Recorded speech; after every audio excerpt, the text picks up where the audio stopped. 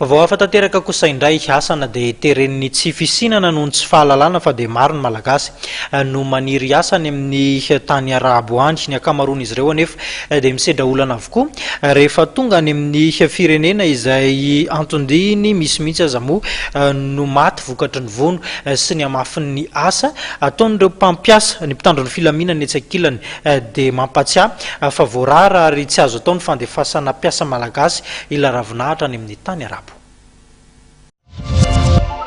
Voararany lalàna malagasy ny fandefasana mpiasa any amin'ireo tany arabo, mbola betsaka nefa ireo olona mini mandefa olona tsokotsoko any an-toerany. Nanomboka ny volana aprily 17 sy 20 lasa teo dia efa natratra 5 sahady ireo tranganisy ka olona 17 hatreto no nahiditra ponja Vonjimaika. Ny antony efa rahantsika malala fa misy foana ny fijaliana mianjady amin'ireo malagasy miasa any. Ny zava-misy anefa dia misy olona manondrana tovovavy tsokosoko hiasa any ivelany.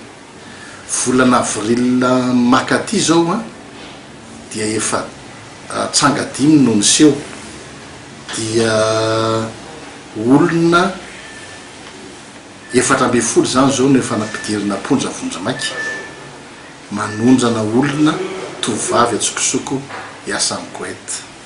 Voan'izy mateo no nisy telo lahy tratra niaraka tamin'ny taratasy osika fandefasana olona any ivelany. Ratsehivina dia nanomboka ny volana aogositra 13 sy 20 no namoaka didy fampiatona ny fandefasana olona any amin'ny tany arabo ny fanjakana malagasy. Noho ny tsy fisian'ny asa sy ny fahasarotan'ny fiainana dia maro ireo vehivavy malagasy mitady lalana hafa ahafahana miasa any ivelany. Maro anefa ireo tovovavy nitondra tagaitra tamin'ny fiasana tany amin'ireo tany arabo ary maro ihany koa no namoy ny ainy.